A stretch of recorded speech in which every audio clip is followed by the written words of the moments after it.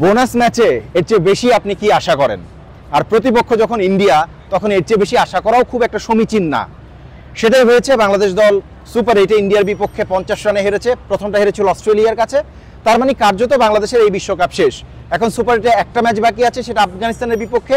সেই ম্যাচটা যদি বাংলাদেশ দল জিততে পারে, তাহলে অন্তত পক্ষে সুপার 8-এ একটা ম্যাচ জেতার সান্ত্বনা নিয়ে বাংলাদেশ দল বাসায় যেতে পারবে। আর যদি সেই ম্যাচটাও হেরে যায়, তাহলে নিশ্চিতভাবে সুপার 8 শুধু ফান সুপার 8 হিসেবে বাংলাদেশের কাছে থেকে যাবে, তার চেয়ে বেশি কিছু নয়। স্বাগত জানাচ্ছি টি-20 ওয়ার্ল্ড কাপ প্যাভিলিয়নে। মাহাদি আপনাদের সাথে আছি। এই ম্যাচের আগ পর্যন্ত আমরা এর আগের কন্টেন্টে বলেছিলাম যে বাংলাদেশ এই ওয়ার্ল্ড কাপের সুপার 8 পর্বটাকে নিয়েছে বোনাস হিসেবে। তার মানে ম্যাচে নামার আগেই ম্যাচে হেরে যাওয়ার বিষয়টা মোটামুটিভাবে স্পষ্ট ছিল। ক্যাপ্টেন, কোচ তারাও এভাবেই কথা বলেছে। আপনি যদি দেখেন, চাপে থাকলে যেটা হয়, বা ম্যাচ হেরে যাওয়ার আগে কোনো ম্যাচ হেরে বসার ব্যাপারটা যেভাবে দাঁড়ায় সেটাই হয়েছে। তার মানে শুরুতে বাংলাদেশ যখন টসে জিতলো, খেলা হচ্ছে অ্যান্টিগায়, নিখাত ব্যাটিং উইকেট, যেখানে যে কোনো ক্যাপ্টেন টসে জিতলে আগে ব্যাট নিতেন, সেখানে শান্ত টসে জিতে ইন্ডিয়াকে, মানে মাইটি ইন্ডিয়া আমি যদি বলি, তাদের দুর্দান্ত ব্যাটিং লাইনআপ, তাদেরকে আগে ব্যাটিং করার সুযোগটা দিয়েছেন। সেই সুযোগটা রোহিত শর্মা লুফে নিয়েছেন। তিনি বলেছিলেন যে তিনি যদি টসে জিতেন তাহলে অবশ্যই তিনি ব্যাটিংটাই করতেন। তাকে সেই সুযোগটা দেওয়া হলো। বিরাট কোহলি এবং রোহিত শর্মার ওপেনিং পার্টনারশিপ, হ্যাঁ, খুব একটা লম্বা হয়নি, কিন্তু তারা কিন্তু 9-এর ওপরে রান তুলেছে। রোহিত শর্মা আউট হয়েছেন 200 স্ট্রাইক রেটে রান করে আউট হয়েছেন। সাকিব আল হাসান তাকে আউট করেছেন শুরুতে। কিন্তু বাংলাদেশ দল দুটা প্রান্ত থেকে দুজন স্পিনারকে এই দুই ব্যাটারের এগেনস্টে বোলিং করতে দিয়েছেন, যারা কিনা স্পিনার এগেনস্টে পৃথিবীর সেরা দুই ব্যাটসম্যান। এই ব্যাপারে কি কোনো সন্দেহ কারো আছে? থাকার কথা নয়। হ্যাঁ, এই দুই ব্যাটারের দুর্বলতার জায়গা ছিল লেফট আর্ম পেসারের এগেনস্টে, তাদের কিছুটা দুর্বলতা ছিল।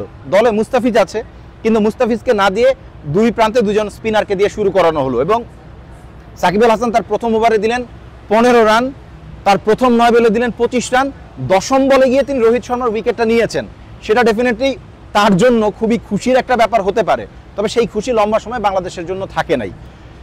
বোলিং চেঞ্জ থেকে শুরু করে গেম প্ল্যান, সব জায়গায় বাংলাদেশ পদে পদে হেরেছে।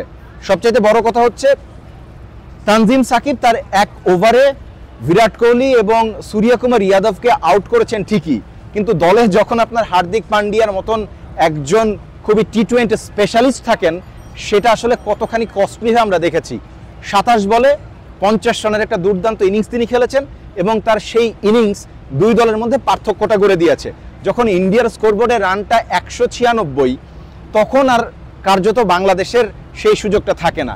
কারণ বাংলাদেশ 196 বা অ্যান্টিগাতে এই রান চেস করে কখনোই কোনো দল জিতে নাই। বাংলাদেশেরও সেই ইতিহাস নাই। বাংলাদেশে একবারই শুধু, আমি যদি ভুল না করে থাকি, নিধাস ট্রফিতে 2018 সালে শ্রীলঙ্কা 215 এরকম একটা রান চেস করে টি-20 জিতেছিল। যেহেতু বাংলাদেশের এই অভ্যাসটা ছিল না, সুতরাং বাংলাদেশ দল যখন ইন্ডিয়া বোর্ডে 190+ রান করে ফেলেছে, সেখানে খেলাটা শেষ হয়ে গেছে। বাংলাদেশের ব্যাটিং নিয়ে যদি কথা বলি, খুব একটা বেশি কিছু বলার নাই।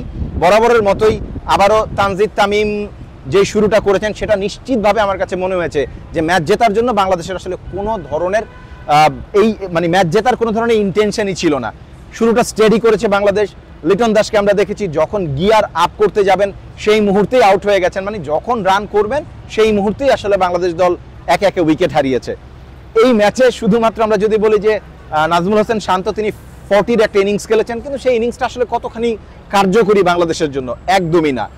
196 রান যখন আপনি চেস করতে যাবেন, তখন আপনার দরকার পড়বে ফ্লাইং স্টার, কিন্তু সেই স্টারটা কি বাংলাদেশ দল পেয়েছে? একদমই পায়নি। সাকিব আল হাসান ব্যর্থ হয়েছেন, মাহমুদুল্লাহ রিয়াদ তিনিও কিছু করতে পারেননি। রিশাদ 10 বলে 24 রানের একটা ইনিংস খেলেছেন, সেটা ওই মুহূর্তে বাংলাদেশের জন্য খুব একটা প্রয়োজনীয় না। বেসিক্যালি তার ইনিংসটা অন্ততপক্ষে হারের ব্যবধানটা কমিয়েছে, তার চেয়ে বেশি কিছু নয়। সুতরাং যেটা হওয়ার কথা ছিল, ইন্ডিয়ার বিপক্ষে বাংলাদেশ দলের এই বাংলাদেশ কনভিনসিংলি লুজ করেছে ম্যাচটা। আফগানিস্তানের সাথে শুরুতে বলেছিলাম এখনো একটা ম্যাচ বাকি আছে। যদি বাংলাদেশ দল সেই ম্যাচটা জিততে পারে, অন্ততপক্ষে উইনিং নোটে থেকে টি-20 বিশ্বকাপটা বাংলাদেশ দল শেষ করতে পারবে।